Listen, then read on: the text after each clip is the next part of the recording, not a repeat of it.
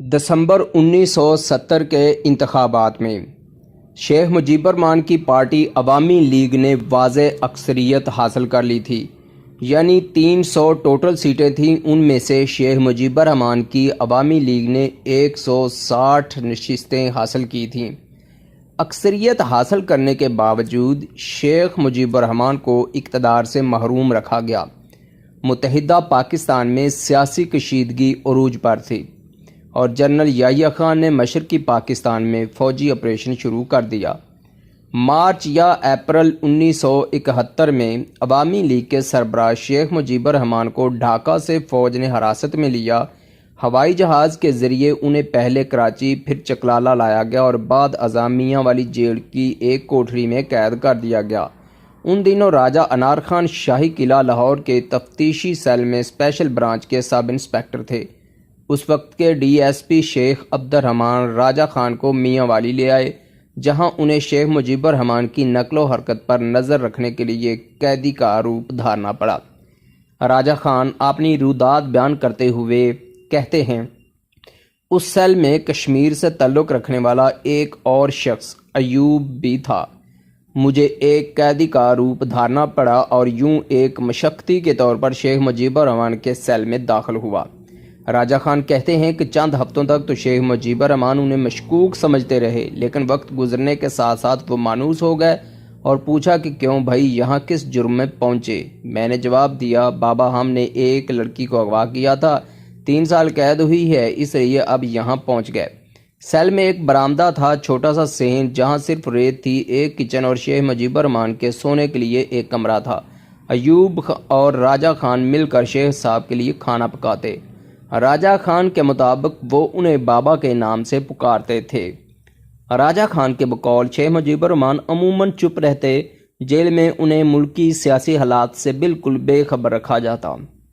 اخبار، T V, radio, حتیٰ کہ خط و کتابت تک کی بھی اجازت نہ تھی۔ مجیب الرحمان مچھلی اور مٹن شوق سے کھاتے، پائپ پیتے تھے اور ایلن مور کا تمباکو استعمال کرتے۔ وہ اپنی دھوتی اور بنیان خود دھوتے، اردو روانی کے ساتھ بولتے اور کچھ لفظ پنجابی کے بھی سیکھ چکے تھے۔ شیخ مجیب الرحمان کبھی کبھی ماضی میں کھو جاتے اور کہا کرتے، راجہ خان ہم نے اپنی جوانی اور کیریئر پاکستان کے لیے صرف کر دیا۔ ڈھاکہ سے چٹاگانگ اور مضافات تک کشتیوں میں سفر کرتے اور پاکستان کے قیام کا پیغام عام کرتے رہے۔ وہ موجودہ سیاسی منظرنامے کا ذکر کرتے ہوئے افسردہ ہو جاتے۔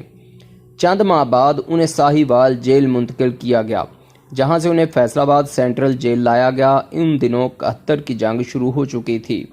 بھارتی فضائیہ کے چند گولے جیل کے قریب گرے، جس پر شیخ مجیب الرحمان نے پوچھا، یہ کیا ہو رہا ہے؟ راجہ خان نے بتایا کہ قریب ہی فضائیہ کی رینج ہے، مشقیں کی جا رہی ہیں۔ راجہ خان بتاتے ہیں کہ خطرہ تھا کہ کہیں بھارتی فضائیہ جیل پر حملہ نہ کر دے، لہٰذا انہیں پھر سے میاں والی جیل منتقل کر دیا گیا۔ فیصل آباد قیام کے دوران جیل ہی میں ان کا ٹرائل شروع ہو گیا۔ وہ پر اعتماد طریقے سے ٹرائل میں پیش ہوتے، لیکن انہیں یقین تھا کہ ٹرائل کا فیصلہ ان کے خلاف آئے گا۔ راجہ انار خان سیکورٹی آفیسر کے روپ میں شیخ مجیب الرحمان کے مشقتی تھے، جو آہستہ آہستہ ان کے قریب ہوتے جا رہے تھے۔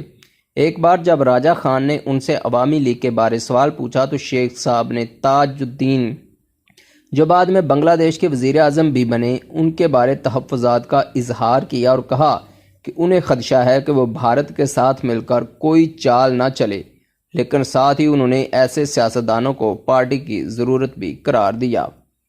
میاں والی جیل میں چند روز قید کے بعد انہیں چشمہ براج کیمپ میں لایا گیا اور یہاں سے پھر انہیں سہالہ پولیس کالج کے آفیسر ہاسٹل میں منتقل کر دیا گیا، جو ان کی پاکستان میں آخری قیام گاہ ثابت ہوئی۔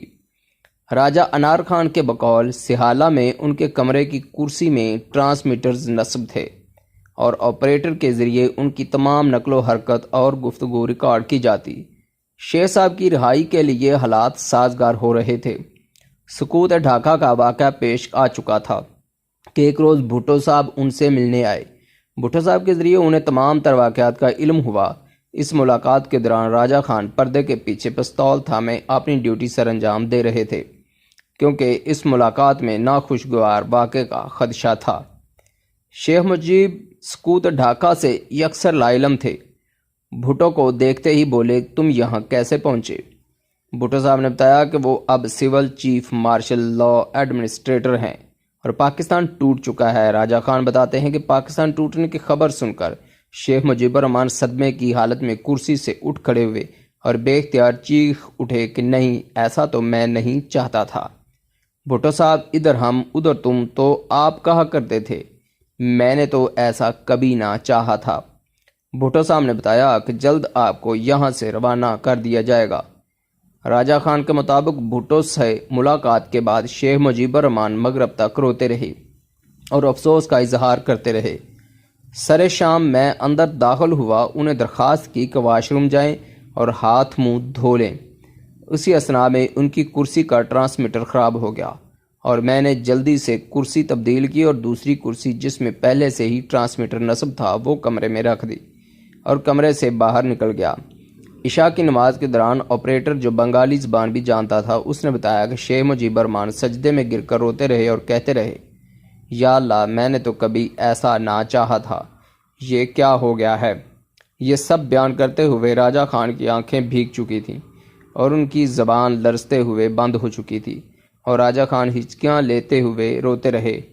انٹرویو کچھ لمحوں کے لیے روکنا پڑا اور یوں محسوس ہوا کہ جیسے سب ہم سہالہ کالج کے آفیسرز ہاسٹلز کے کمرے میں ہیں جہاں شیخ مجیب الرحمان روتے رہے اور کہتے رہے، قائد اعظم کے پاکستان کو توڑنے میں کس کا کردار ہے؟